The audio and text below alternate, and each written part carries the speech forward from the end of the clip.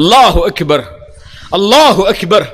குர்ஆன் நபித்தோழர்களை எப்படி அறிமுகப்படுத்துகிறது பாருங்கள். நபியே, அவர்களுடைய நெற்றியை நீங்கள் பார்த்தால், அவர்களுடைய நெற்றியை நீங்கள் பார்த்தால் சுஜூதின் அடையாளங்களை பார்ப்பீர்கள் நபியே. அல்லாஹு அக்பர். யாரை பார்த்து குர்ஆன் சொல்கிறது? அபூபக்கரை பார்த்து குர்ஆன் சொல்கிறது ரலியல்லாஹு அன்ஹு. உமரை பார்த்து ரலியல்லாஹு அன்ஹு குர்ஆன் சொல்கிறது. மேலே குறிப்பிட்ட அத்துணை வாலிப சமூகத்தையும் பார்த்து குர்ஆன் சொல்கிறது, நபியே, அவர்களுடைய நெற்றியை பார்த்தால் சுஜூதுடைய அடையாளங்களை பார்ப்பீர்கள். சுஜூதுடைய அடையாளங்கள் எதில் வரும்? எதில் வரும்? ஸலாவில் வரும், தொழுகையில் வரும். அல்லாஹ் குறிப்பிடுகிறான், அந்த சமூகம் அல்லாஹ்வுடைய வணக்கத்தில் நேரான சமூகம். அதுதான் அல்லாஹ்வுடைய தூதரோடு தேர்ந்தெடுக்கப்பட்டு பயணிக்கக்கூடிய சமூகம். தொழுகை இல்லாத, தொழுகையில் பொறுப்போக்காக இருக்கக்கூடிய, தொழுகையை அலட்சியப்படுத்தக்கூடிய சமூகத்திற்கும் அல்லாஹ்வுடைய தூதருடைய சமூகத்திற்கும் எந்த ஒரு சம்பந்தமும் இல்லை. குர்ஆன் சொல்கிறது, அல்லாஹ்வுடைய தூதருடைய நபிமொழி சொல்கிறது, அல்-அஹ்துல்லதி பைனனா வ பைனஹும் அஸ்-ஸலாஹ். எமக்கும் இறை மறுப்பாளர்களுக்கும் இருக்கக்கூடிய உடன்படிக்கை தொழுகைதான். யார் தொழுகையை பிரித்து பார்ப்பானோ, இஸ்லாமிலிருந்து தொழுகையை விடுவானோ, இந்த உடன்படிக்கையை மறுப்பானோ, ஃபக்கது கஃபர், அவன் இஸ்லாமை ஏற்ற காஃபிராகிறான்.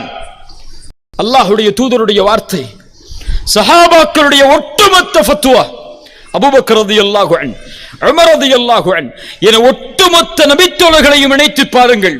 அவர்கள் ஒட்டுமொத்த நபித்தோழர்களுடைய ஃபத்வாவும் தொழுகையை வேண்டுமென்றே விடக்கூடிய ஒரு முஸ்லிமான வாலிபன் அல்லது வாலிப பெண் அல்லது சமூகத்திலே வசிக்கக்கூடிய முஸ்லிம்கள் இருந்தால், தொழுகையை வேண்டுமென்று தன் மீது கடமை என்று தெரிந்தும் அலட்சியத்தாலோ பொழுதுபோக்காலோ தொழுகையை விட்டால் அவன் இஸ்லாமிய மார்க்கத்தை விட்டு வெளியேறிய காஃபிர். இந்த கூட்டத்தில் ஃபஜ்ரை தொழாதவர்கள் உண்டு, இல்ல மாஷா அல்லாஹ், அல்லாஹ் பாதுகாத்தவர்களை தவிர. அல்லது ஃபஜ்ரை ஜமாஅத்தோடு தொழாதவர்கள் உண்டு, அல்லது ஃபஜ்ரை சூரியன் உதயமாவதற்கு முன்னால் தொழாதவர்கள் உண்டு. உண்டா இல்லையா? அலட்சியத்தில், உறக்கத்தில், எந்தவித தயாரிப்பும் இல்லாமல் அலட்சியத்தோடு சூரியன் உதயமானதற்கு பிறகு எழுந்து ஏதோ கடமையை நிறைவேற்றுவதற்காக ஃபஜ்ரை தொழுதவர்களும் இங்கு உண்டு. இல்ல மாஷா அல்லாஹ், அல்லாஹ் பாதுகாத்தவர்களை தவிர. உங்களுக்கெல்லாம் தெரியுமா குர்ஆனுடைய தீர்ப்பென்ன தெரியுமா? நபித்தோழர்களுடைய தீர்ப்பென்ன தெரியுமா? எந்த ஒன்றில் அல்லாஹ்வுடைய தூதர் இந்த சமூகத்தை கட்டமைத்தார்களோ, எந்த ஒரு அடிப்படையில் இந்த சமூகத்தை அல்லாஹ்வுடைய தூதர் வார்த்தெடுத்தார்களோ, எதில் உறுதியோடு தெளிவோடு போர்க்களத்தை சந்தித்தாலும் தன் நிலையை மறந்திருந்தாலும் ஒருபோதும் அதை விடக்கூடாது என்று அல்லாஹ்வுடைய தூதர் தடுத்திருந்தார்களோ, எந்த ஒரு நிலையில் அல்லாஹ்வுடைய தூதர் இந்த சமூகத்தை கண்ட காட்சியில் தன் உயிரை பிரிந்தார்களோ, உங்களுக்கெல்லாம் தெரியுமா அல்லாஹ்வுடைய தூதருடைய கடைசி பார்வை இந்த சமூகத்தின் மீது. அனஸ் இப்னு மாலிக் ரலியல்லாஹு அன்ஹு அவர்கள் சொல்லுகிறார்கள், அல்லாஹ்வுடைய தூதர் நோய் படுக்கையில் தொழுகை நடத்த முடியவில்லை. அபூபக்கரை தொழுகை நடத்த கூறுமாறு அல்லாஹ்வுடைய தூதர் ஏவி பல வக்துகள் கடக்கிறது. அல்லாஹ்வுடைய தூதருடைய வருகையை எதிர்பார்த்து ஒவ்வொரு வக்தையும் தொழுது கொண்டிருக்கிறார்கள் நபித்தோழர்கள். கடைசி தொழுகை, அல்லாஹ்வுடைய தூதர் தொழுத தொழுகையின் கடைசி காட்சி. அல்லாஹ்வுடைய தூதர் அபூபக்கருடைய தலைமையில் நாங்கள் தொழுது கொண்டிருக்கும் போது அல்லாஹ்வுடைய தூதர் தங்களுடைய அறையின் அந்த திரையை கொஞ்சம் அகற்றினார்கள். அகற்றும் போது எங்களுடைய முகமெல்லாம் உள்ளமெல்லாம் அல்லாஹ்வுடைய தூதர் வரப்போகிறார்கள் என்ற மகிழ்ச்சியில் ஆனந்தம் அடைந்தது. தொழுகையில் சலசலப்பானோம். அல்லாஹ்வுடைய தூதரை நான் பார்த்தேன்.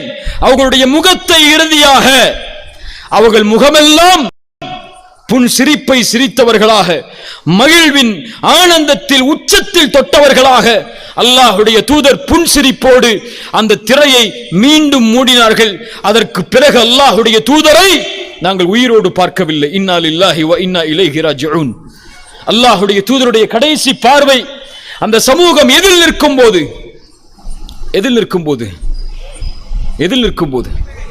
தொழுகையில். இந்த சமூகத்தை பார்த்தால் உயிரை தியாகம் செய்வதல்ல, உடைமைகளை தியாகம் செய்வதல்ல, ஊரை தியாகம் செய்வதல்ல, தன் நாட்டை துறப்பதல்ல, அல்லது தன் உறவுகளை வெட்டி வாழ்வதல்ல. அல்லாஹ்வுடைய தூதருடைய கட்டளையால் எந்த தியாகமும் இல்லாமல் வெறும் ஒரு நாளில் 5 வக்து தொழுகைகளை கூட நேரத்தை பேணி தொழக்கூடிய சமூகமாக ஒரு சமூகம் உருவாகவில்லை என்றால், அல்லது உருவாக்கவில்லை என்றால், அந்த சமூகம் வெற்றி அடைவதோ, கண்ணியத்தை அடைவதோ, உயர்வை அடைவதோ, அல்லது எதிரிகளுடைய சூழ்ச்சியில் அகப்படுவதை விட்டு வெற்றி அடைவதோ நடப்பதெல்லாம் பகல் கனவை கண்டு அந்த சமூகம் மடிவதை தவிர வேறு வழி கிடையாது. அல்லாஹ் குர்ஆனிலே சொல்கிறான், நபியே, ஃபഖலஃப மின் பஅதிஹிம் கல்ஃபுன், பின்னால் வரக்கூடிய மக்கள், உங்களை பின்தொடர்ந்து வரக்கூடிய மக்கள், அதாஉஸ் ஸலாஹ், தொழுகையை வீணடிப்பார்கள்,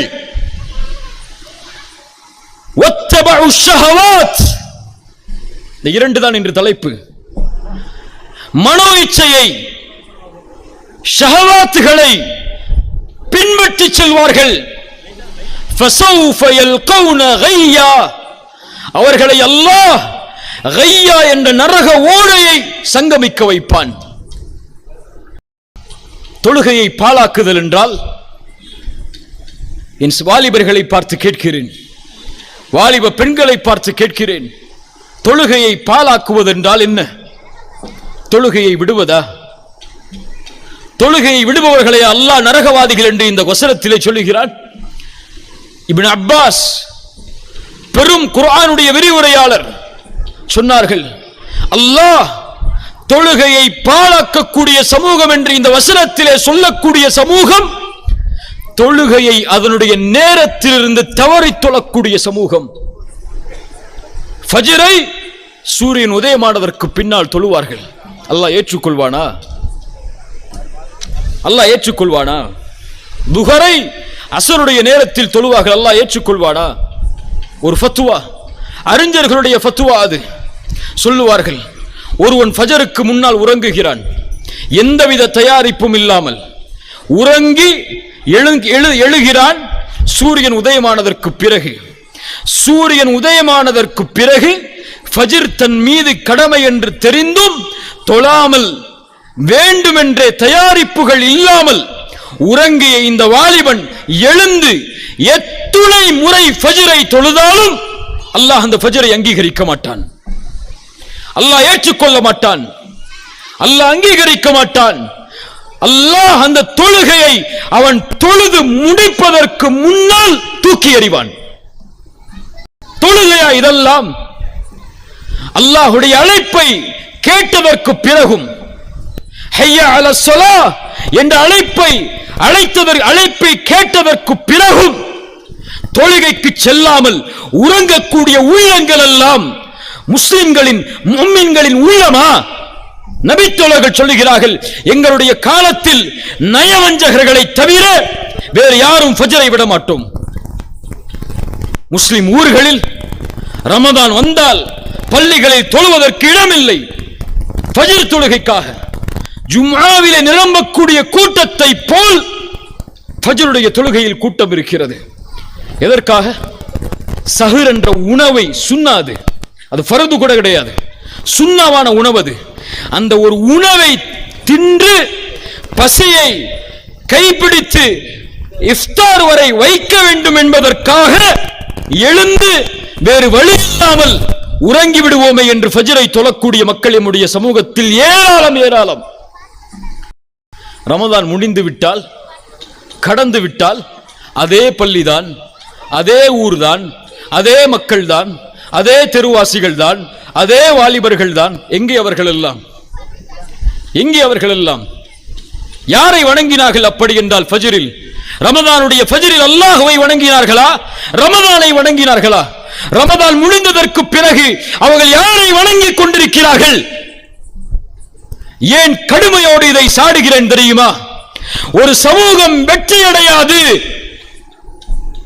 ஒரு சமூகம் பாதுகாப்பை பெறாது, ஒரு சமூகம் கைவிடப்படும். இந்த புரட்சியை அந்த சமூகத்தின் வாலிப ஆண்களும் பெண்களும் செய்யாமல், என்ன புரட்சி தெரியுமா? தொழுகையின் புரட்சி அது.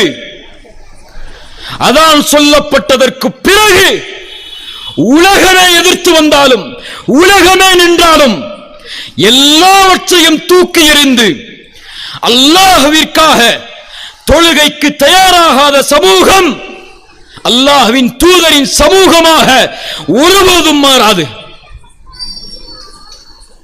அல்லாஹ்வுடைய தூதர் ஸல்லல்லாஹு அலைஹி வஸல்லம் சொன்னார்கள், யார் ஒருவன் ஃபஜ்ரை தொழுவானோ அவன் பாதுகாப்பை பெறுகிறான். என்ன பாதுகாப்பை பெறுகிறான்? என்ன பாதுகாப்பை பெறுகிறான்? அல்லாஹ்வின் பாதுகாப்பை பெறுகிறான். நான் கேட்கிறேன், ரசூலின் ஹதீஸின் அடிப்படையில் ஒரு குடும்பம் ஃபஜ்ரை தொழுதால் அந்த அன்றைய தினம் அந்த குடும்பம் யாருடைய பாதுகாப்பில் இருக்கும்? யாருடைய பாதுகாப்பில் இருக்கும்? ஒரு தெரு தொழுதால் அந்த தெரு யாருடைய பாதுகாப்பில் இருக்கும்? ஒரு ஊர் தொழுதால் அந்த ஊர் யாருடைய பாதுகாப்பில் இருக்கும்? ஒரு சமூகம் தொழுதால் அந்த சமூகம் யாருடைய பாதுகாப்பில் இருக்கும்? தூதர் சொன்னார்கள், அந்த ஹதீஸை முடிக்கும் போது, அல்லாஹ்வின் பாதுகாப்பில் இருப்பவர்களை எவரும் எந்த தீங்கை கொண்டும் நெருங்க முடியாது என்று. ஒட்டுமொத்த முஸ்லிம் சமூகமும் ஃபஜ்ருடைய தொழுகையில் அல்லாஹ்விற்காக எழுந்து நின்று அல்லாஹ்வின் தியாகத்தை செய்வதற்கு தயாரானால் அந்த சமூகத்தை பாதுகாக்கக்கூடிய, உதவி செய்யக்கூடிய பொறுப்பை எடுத்துக்கொள்பவன் யார்? யார்? உங்கள் அரசாங்கமா? நீங்கள் ஓட்டளித்த உங்களுடைய கட்சிகளா? உங்களுடைய ஊரின் ஜமாத்தார்களா? உங்களுடைய ஊரின் தலைவர்களா? அந்த சமூகத்தை தலைமை தாங்கக்கூடிய இயக்கத்தின் தலைவர்களா உங்களை பாதுகாப்பார்கள்? ஃபஜ்ரை தொழுதால் யாரை யார் பாதுகாப்பார்கள்? அல்லாஹ் பாதுகாப்பான். யன்சுருக்குமுல்லாஹு ஃபலா காலிப லக்கும். அல்லாஹ் உங்களுக்கு உதவி செய்தால், அல்லாஹ் உங்களுக்கு வெற்றி அளித்தால், அந்த வெற்றியை யாரால் மிகைக்க முடியும்? குர்ஆன் கேட்கிறது. ரசூலுல்லாஹி ஸல்லல்லாஹு அலைஹி வஸல்லம் சொன்னார்கள், யார் தொழுகையை பாதுகாப்பாரோ அவர் நாளை மறுமையில் வெளிச்சத்தோடு, அல்லாஹ்வின் உதவியோடு, சாட்சியோடு, வெற்றியோடு வருவார். யார் தொழுகையை பாதுகாக்கவில்லையோ அவர் தொழாதவர்கள் அல்ல, தொழுகையை மறந்து வாழ்பவர்கள் அல்ல, தொழுகையை விடுபவர்கள் அல்ல, தொழுகையை பாதுகாப்பவர்கள், நேரம் தவறாமல் தொழுபவர்கள். யார் நேரம் தவறாமல் தொழுதார்களோ அவர்கள் நாளை மறுமையில் வெற்றியாளர்கள். நேரம் தவறி தொழுகையை பாதுகாக்காமல் தொழக்கூடியவர்கள், ரசூலுடைய வார்த்தை, நாளை மறுமையில் வெற்றி அடைய மாட்டார்கள். அல்லாஹ்வின் உதவி கிடைக்காது, அல்லாஹ்வின் சாட்சி அவர்களுக்கு கிடைக்காது. நாளை மறுமையில் அவர்கள் ஃபிரௌனோடு, ஹாமானோடு, உபை இப்னு கலஃப் போன்ற கொடிய முனாஃபிக்குகளோடு அவர்கள் எழுப்பப்படுவார்கள்.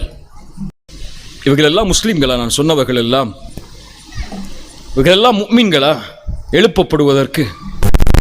இவர்கள் காஃபிர்கள், இவர்கள் முனாஃபிக்குகள். இவர்களோடு தொழுகையை பாதுகாக்காதவன் எழுப்பப்படுவான் என்றால், தொழுகையை பாதுகாக்காத நான் யார்? தொழுகையை பாதுகாக்காதவர்கள் எல்லோரும் யார்? ரசூலுடைய ஹதீஸின் அடிப்படையில் அல்லது எந்த அறிஞர்களை எல்லாம் பெரும் அறிஞர்களாக இந்த சமூகம் போற்றுமோ, இமாம் ஷாஃபிஈ, அபு ஹனீஃபா, இமாம் மாலிக், அஹ்மத் பின் ஹம்பல் ரஹிமஹுமுல்லாஹ், இந்த 4 பெரும் இமாம்களுடைய ஒட்டுமொத்த ஃபத்வாவும் என்ன தெரியுமா? அதை ஷாஃபி இமாமை பின்பற்றக்கூடிய மக்கள் பின்பற்றுவார்களா? ஹனஃபி இமாமை பின்பற்றக்கூடிய மக்கள் பின்பற்றுவார்களா? மாலிக் இமாமை பின்பற்றக்கூடிய மக்கள் பின்பற்றுவார்களே அந்த ஃபத்வாவை சொன்னால், தொழாத ஒரு ஆணுக்கு தொழுகை உடைய ஒரு முஸ்லிம் பெண் ஹலால் கிடையாது. அப்படி தொழுகையை ஏவியும் அவன் தொழவில்லை என்றால் அவனை அடுத்த நிமிடம் அந்த பெண் துறக்க வேண்டும். அவன் முஸ்லிம் அல்ல. மார்க்க ஃபத்வா, தொழுகை இல்லாமல் ஒருவர் மரணித்தால் அவரை முஸ்லிம்களுடைய கபரிஸ்தானில் அடக்கம் செய்யக்கூடாது. முஸ்லிம்கள் தங்களுடைய சொத்தை பங்கு வைக்க கூடாது. பின்பற்ற முடியுமா? தொழுகை எல்லாம் இன்று, தொழுகையை விடுவதெல்லாம் இன்று என்ன குற்றம்? என்ன குற்றம்? ஒரு ஐபிஎல் மேட்சை பார்ப்பதற்காக தொழுகையை விடக்கூடிய முஸ்லிம் வாலிபர்கள் எத்தனை பேர் இங்கே? சினிமா தியேட்டர்களில் மகரிபுடைய வக்தில், இஷாவுடைய வக்தில் உட்கார்ந்து தொழுகையை விடக்கூடிய வாலிபர்கள் எத்தனை பேர்? அதைவிட மோசம், திருமணம் ஒரு இபாதா. பின்னால் வருகிறேன். அந்த திருமண சபை என்றாலே தொழுகை கிடையாது முஸ்லிம்களுக்கு. பயணம் என்றால் தொழுகை கிடையாது. குடும்ப நிகழ்ச்சி என்றால் தொழுகை கிடையாது. என்ன இதெல்லாம்? என்ன சமூகம் இதெல்லாம்? ரசூலுல்லாஹி ஸல்லல்லாஹு அலைஹி வஸல்லம் அவர்களுடைய நபித்தோழர்களுடைய முதல் அடையாளமாக குர்ஆன் சொல்லக்கூடிய அடையாளம், அவர்களுடைய நெற்றியை பார்த்தால் சுஜூதுடைய அடையாளங்களை பார்ப்பீர்கள். ரசூலுல்லாஹ் சொன்னார்கள் ஸல்லல்லாஹு அலைஹி வஸல்லம், நாளை மறுமையில் அர்ஷ் நிழல் கொடுக்கப்படும் 7 கூட்டத்தார்களுக்கு. அந்த 7 கூட்டத்தார்களில் ஒரு கூட்டம் ஷாபுன் நஷஅ ஃபீ இபாதத்தில்லாஹ், வணக்க வழிபாட்டில் தன்னை வளர்த்தெடுத்த வாலிபன். ஹதீஸானே? எங்கே வாலிபர் சமூகத்தில்? மார்க்கம் எங்கே? குர்ஆன் எங்கே? ஹதீஸ் எங்கே? இபாதத் எங்கே?